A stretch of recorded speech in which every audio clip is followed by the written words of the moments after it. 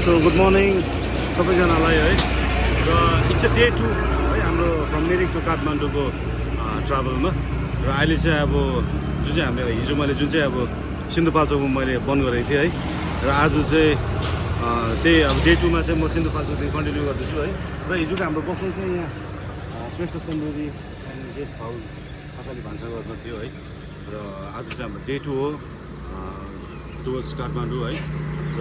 आज चाहिँ अब प्रायः तपाईँहरू थाहा है के को लागि काठमाडौँ गएको भनेर र अहिले बज्यो बिहानको 6:10 है र अब चाहिँ हामी जाँदैछौँ यहाँबाट अब बिहानै निस्केको यहाँबाट बिहानै निस्केको होइन अन्त अब बाटो बिचमा है ब्रेकफास्टहरू गर्ने यहाँबाट चाहिँ जतिसक्दो छिटो उठाएको यहाँ किनकि 5-6 घन्टा लाग्छ र आजको यात्रा फेरि हाम्रो सुरु हुँदैछ है र अब यहाँबाट निस्किने सिन्धुलीबाट अब सिन्धुलीबाट सिधै खुलकोटमा गएर चाहिँ ब्रेकफास्ट गर्ने अन्त यहाँबाट लाग्छ होला 1-1.5 घन्टा ल अब निस्किँदैछु देख्दैछु तपाईँहरूलाई हेर्नुहोस्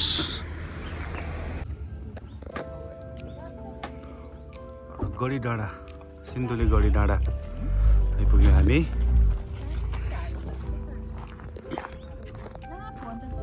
यो चाहिँ यस्तो रहेछ है नेपालको सिन्धुली गढी डाँडामा चाहिँ आज वार मेमोरियल जस्तै रहेछ यहाँ बनाएको र आजको डे 2 को ट्राभलमा है हामी यहाँ अहिले सिन्धुली गढी डाँडा आइपुग्यौँ र यो चाहिँ एकदम सिन्धुली बजार चाहिँ तल अन्त यसलाई चाहिँ यो माथि चाहिँ सिन्धुली गढी भन्दो रहेछ र बाटो चाहिँ एकदम मक्खन बाटो तर अलिकति न्यारो जस्तो अब हाम्रो मिरिक टु बुधे टु मिरिक पुगेको जस्तै रहेछ है बाटो उयो मतलब त्यसको लेन्थ उयो भनौँ न उयो चाहिँ साइज चाहिँ एउटै रहेछ तर एकदम बाटो चाहिँ दामी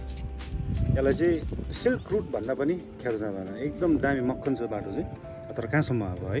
र अब इटहरीबाट हामीले स्टार्ट गरेको इटहरीबाट राम्रो बाटो भेटेको इटहरीदेखि तपाईँको कन्टिन्युसली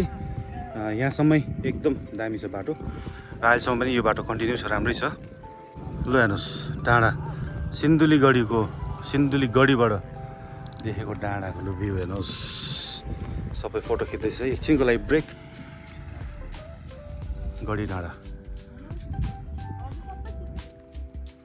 आई लभ सिन्धुली लेयरजी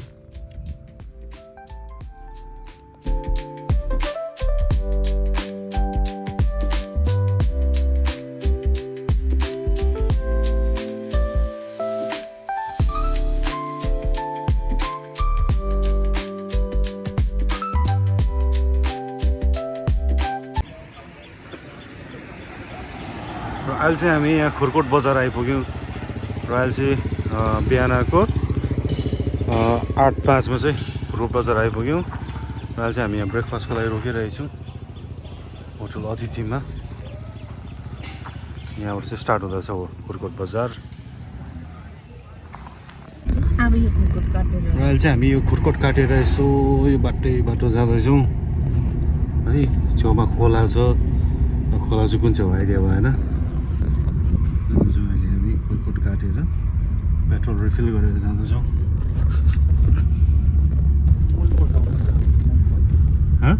मूलकोट आउनेछ अच्छा अब खुरकोट पछि मूलकोट अरे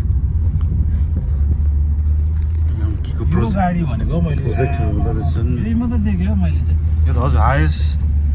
माइक्रो टाइप र अहिले चाहिँ हामी यहाँ आइपुग्यौँ गेस गर्नुहोस् होला कहाँ आइपुग्यौँ हामी है यो चाहिँ हो नमोबुद्ध काभ्रे पलाञ्चोकमा स्थित यो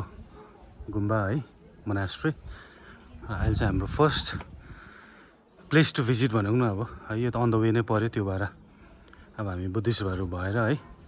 प्लेस उयो हो गुम्बा हो त्यो भएर चाहिँ हामी यहाँ आइपुग्यौँ चाङहरू बाबा भाइ आमा र यहाँसम्मको आइमा चाहिँ अब है बिचको 2 घन्टा चाहिँ एकदम हेक्टिक त्यो बगर कुदाएको 2 घन्टाको बाटो रहेछ त्यहाँबाट उपरान्त फेरि यता चाहिँ फेरि बगरको 2 घन्टाको बाटो सकेपछि चाहिँ त्यहाँबाट चाहिँ राम्रो रहेछ अहिलेसम्म राम्रै छ फेरि अब चाहिँ यहाँबाट काठमाडौँ सायद हामी गयो भने लाग्छ होला 1-1.5 घन्टा लाग्छ होला अब यहाँबाट चाहिँ काभ्रेबाट चाहिँ र काभ्रे भन्थ्यो मेरो एकजना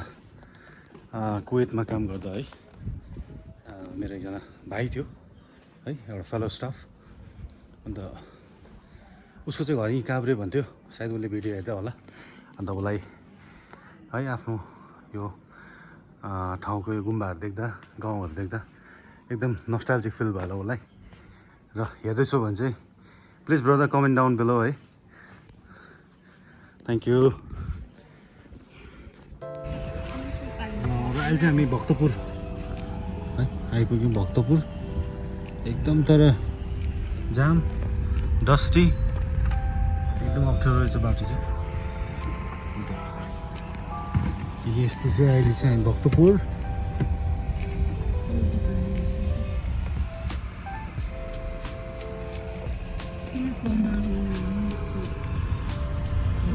ओभरटेक गर्नु पो भएको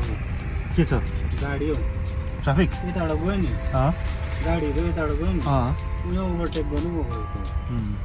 नजिक बनाउनलाई चाहिँ गाडीहरू बेहोरा हुँदैन कहाँ हो र यो पिछे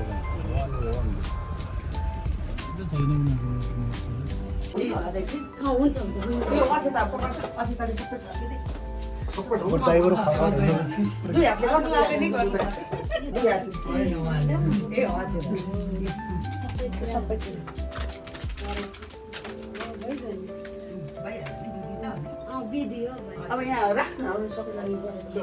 सुगरले नै लगाइदिँदा हुन्छ कि भन्दाखेरि खै हामी सब झट्ट